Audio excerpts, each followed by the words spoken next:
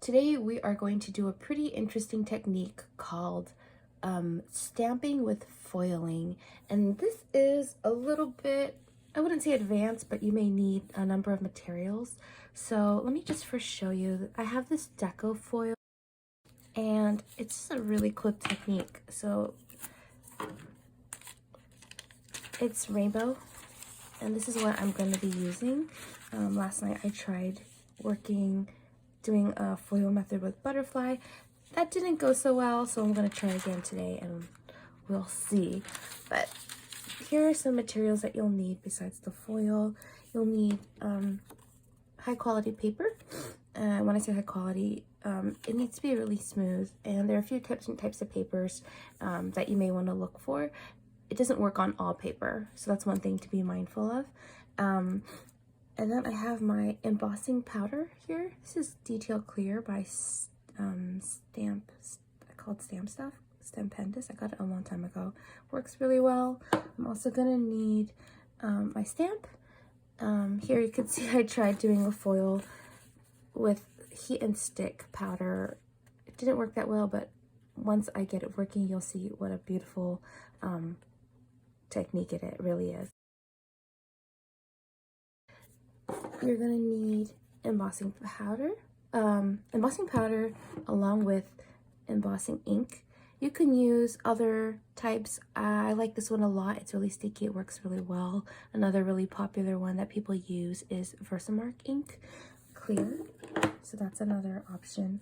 And that's pretty much it. So I like working with a coffee filter when I work with any kind of powder, just to make sure, you know, things kind of stay contained. Oh, and I forgot to mention, here is a heating mat, and that's something that will come in pretty handy, along with my heat gun here. This one I got just from Michael's, my embossing tool, and some my little embossing buddy, which helps take, it's like an anti-static tool that helps keep the paper really smooth when you're using the embossing powder, so that it only goes onto areas that you want it to go on. For example, here there's like little dots. That means I did not use the embossing buddy that well. You can also use a brush, and yeah, you'll see. So I'm gonna get started with the butterfly here, and I'm gonna get a smooth piece of paper and pull my Deco-foil here, and I'm gonna go ahead and just cut my foil.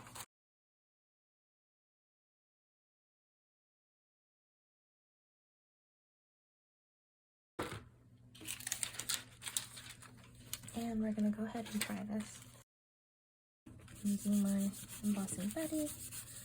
I want to make sure the surface is really smooth. Then I'm gonna grab my embossing. Now it's clear. I want to make sure it's really wet. And I'm gonna go ahead and just stamp it on there. I'm gonna pour the clear.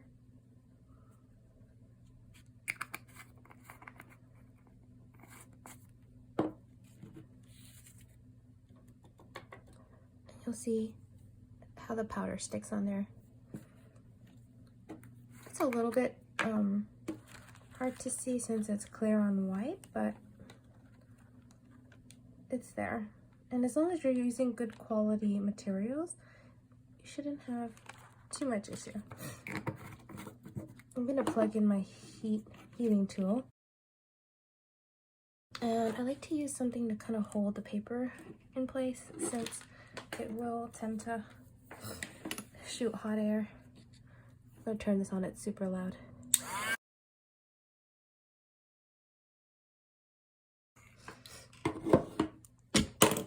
So the powder went even clearer, but you see it's kind of a wet, smooth look. Clear embossing powder comes in super handy for me when you're working with a lot of colored inks, because it's going to pick up whatever color your ink is, as opposed to like colored embossing powder, which is going to pick up whatever color you're using from the powder itself. So clear, I think, is one of those universal tools that if you have a lot of ink colors, comes in really handy. All right, so let's give this a shot. So what I'm gonna do is I'm gonna stick my little paper on there and I'm gonna try to burnish it.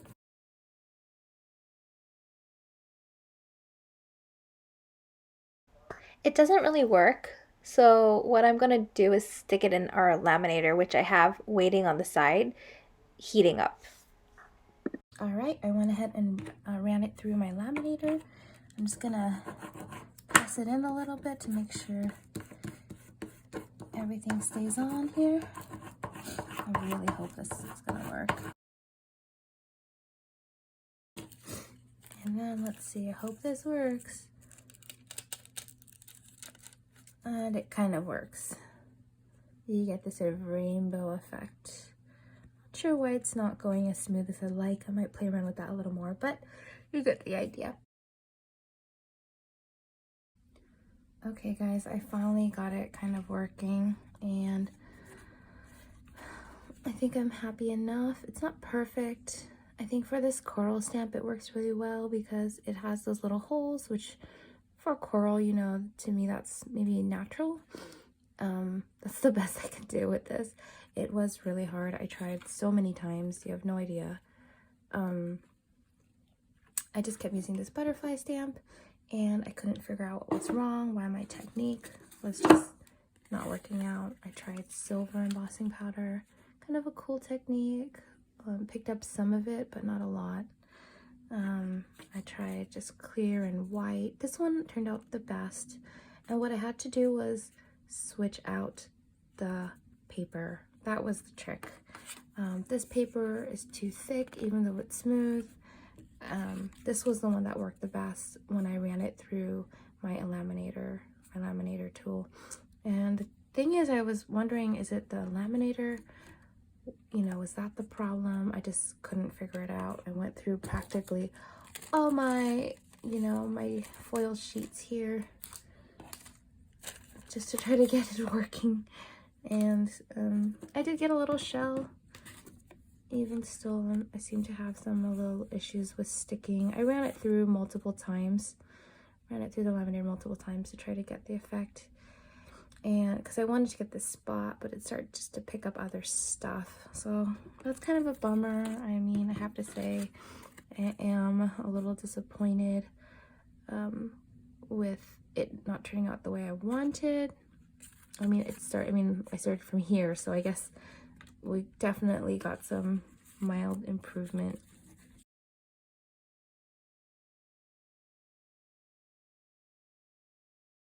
That I really think it's the paper. Could be, you know, we want to make sure when you use your embossing powder it's really smooth. I kept picking up these dots. I'm not sure why. I tried white and clear. My white embossing powder seemed to be a little bit more successful. They're really old. It could be why. Otherwise, I really think since I was more successful with the thinner paper, that it could be my laminator tool. I tried feeding the laminator tool with extra paper to make it thicker, so that it would kind of get the surface. And then I did also try sticking it in directly, and it did start to see it work better, but I started running out of foil paper. One thing I have seen people do is they'll use this also as part of like adding to a card, because they have the outline. What you can also do is sort of keep rubbing it on. If the surface is sticky enough, that foil color will adhere to anything that's really sticky.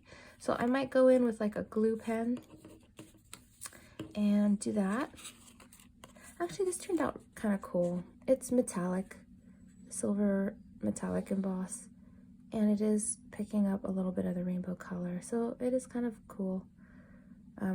But yeah, it's just not what I thought. The videos, they always make it look so easy, and sometimes I really feel like you have to have all the right materials. I hope I have more success down the road with this, but overall, so far, I'm happy with these 2 corals that I made, and I'm gonna go ahead and make something, maybe hopefully make a nice card with them.